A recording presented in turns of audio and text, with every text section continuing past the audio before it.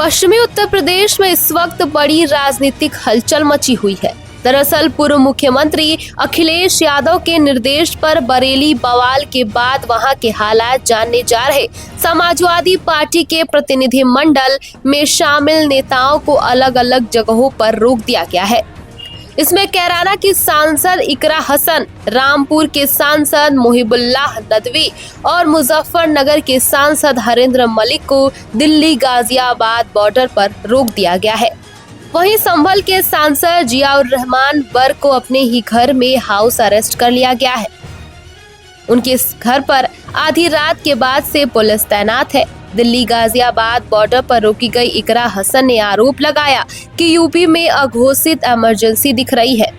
इकरा ने कहा कि आई लव मोहम्मद पर किसी को आपत्ति क्यों है, ये बात समझ से परे है। उन्होंने कहा, हमें बरेली में बस लोगों से मिलना है, वहाँ हिंदू मुस्लिम का एजेंडा उठाया जा रहा है।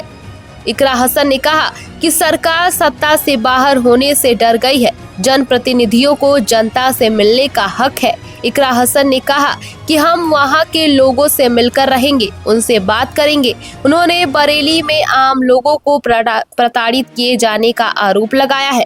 वहीं घर पर रोके गए संभल सांसद जियाउर रहमान बर्क ने कहा कि यदि बरेली में सब ठीक है तो फिर वहां जाने से क्यों रोका जा रहा है। इसी के साथ इकरा हसन पर आपत्तिजनक टिप्पणी का मामला भी एक तरफ गरमाया हुआ है। हिंदू सुरक्षा सेवा संघ के जिलाध्यक्ष रोहित प्रधान सहित 20 लोगों पर मुकदमा दर्ज कर लिया गया है, जिसके बाद अब संघ ने चीफ ने इकरा हसन से माफी मांगी है। चलिए जानते हैं कि आखिर ये पूरा मामला क्या है। रिपोर्ट्स की माने तो हिंदू सुरक्षा सेवा संगठन के जिलाध्यक्ष रोहित प्रधान ने मंदिर में तोड़फोड़ की घटना को लेकर अपने साथियों के साथ विरोध प्रदर्शन किया। इस दौरान फेसबुक पर लाइव किए गए वीडियो में सांसद इकरा हसन और उनके परिवार के खिलाफ अभद्र भाषा का प्रयोग भी किया गया और साथ ही साथ नारेबाजी की गई। मामले के तूल पकड़ने के बाद रालोद कार्यकर्ताओं ने कड़ी कार्रवाई की मांग करते हुए ज्ञापन सौंपा था, जिसके बाद से रोहित प्रधान का कहना है कि उन्होंने केवल हर हर महादेव के नारे लगाए थे। हालांकि उन्होंने कबूल किया है कि उनके साथ मौजूद कुछ युवकों ने अभद्र भाषा का इस्तेमाल किया है, जिसके लिए वे क्षमा प्रार्थी हैं। उन्होंने साफ किया कि उनका मकसद किसी भी जनप्रतिनिधि का अपमान करना नहीं था, बल्कि छापरा गांव में शिव मंदिर में हुई तोड़फोड़ की घटना को लेकर विरोध प्रदर्शन करना था। इससे पहले भी एक ऐसा मामला सामने आया था जिसमें करनी सेना के राष्ट्रीय अध्यक्ष ठाकुर योगेंद्र सिंह राणा ने इकरा हसन को शादी का प्रस्ताव दिया था और उन्होंने कहा था कि अगर इकरा उनसे निकाह करती है तो असदुद्दीन ओवैसी को उन्हें जीजा कहना होगा। इस मामले में भी पुलिस ने एफआईआर दर्ज कर ली थी। जाहिर है कि उत्तर प्रदेश में बीते कुछ दिनों से आई लव मोहम्मद ट्रेंड को लेकर लगातार विवाद चल रहा है। इसी कड़ी में आपको बता दें कि आई लव मोहम्मद पोस्टर विवाद को लेकर जारी तनाव के बीच उत्तर प्रदेश के बरेली मंडल में इंटरनेट सेवाएं 48 घंटे के लिए बंद कर दी गई हैं। इसके साथ ही सुरक्षा व्यवस्था कड़ी कर दी गई है।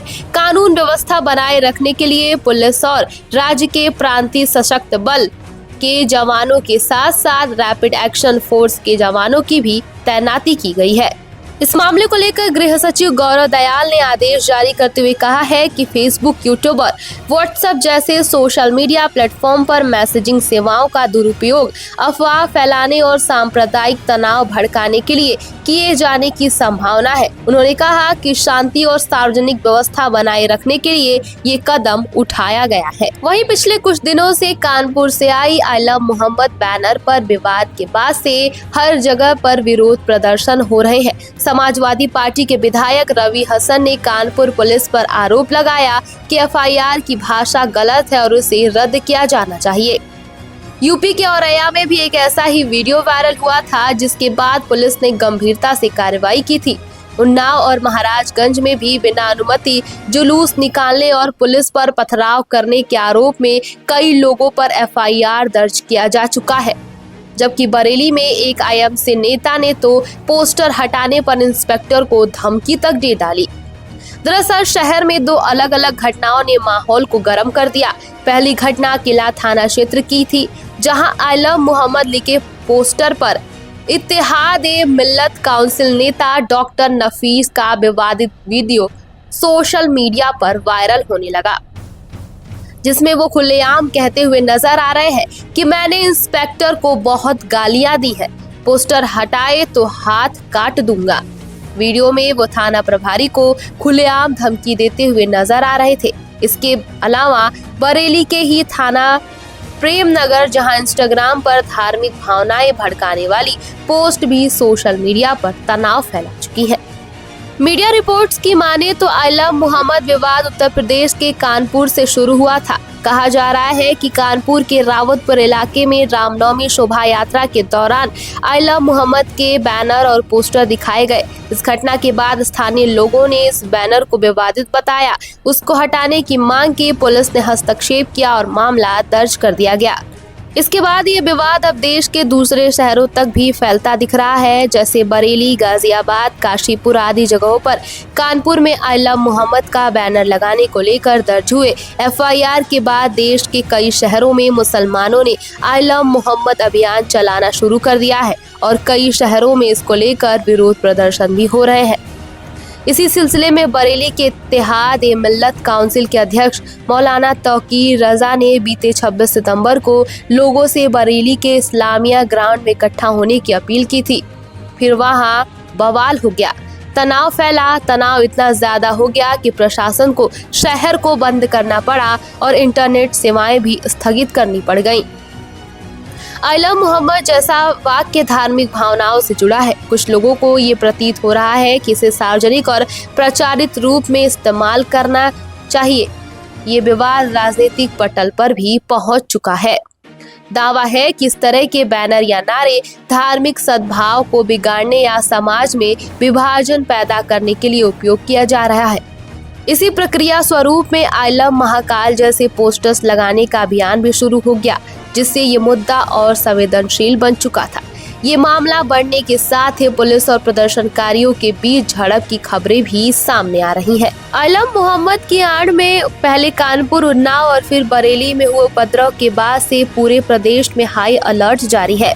मुरादाबाद में यूट्यूबर सरबर आलम उर्फ इदरिसी ने पड़ोसी के गेट पर आई लव मोहम्मद का पोस्टर चस्पा दिया। इसके बाद अपनी फोटो संग आई लव मोहम्मद के वीडियो भी बनाए।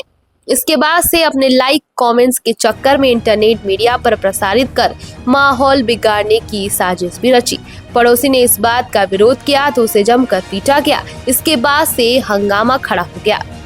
वहीं दूसरी तरफ शामली के दिलशाद मलिक ने नाला पटरी पर आई लव शामली के बोर्ड के पास हाथ में तिरंगा लेकर छाती पर आई लव मोहम्मद लिखकर वीडियो बनाया और उसे इंटरनेट मीडिया पर प्रसारित कर दिया। वीडियो के साथ भड़काऊ गाना भी जोड़ा गया। इसी प्रकरण को लेकर बीते दिनों निशिकांत संगल ने पुलिस को तहरीर दी। उन्होंने बताया कि दिलशाद ने गाली गलौज करते हुए हिंदू धर्म पर टिप्पणी की है, विरोध किया तो आरोपियों ने धमकी तक दी है।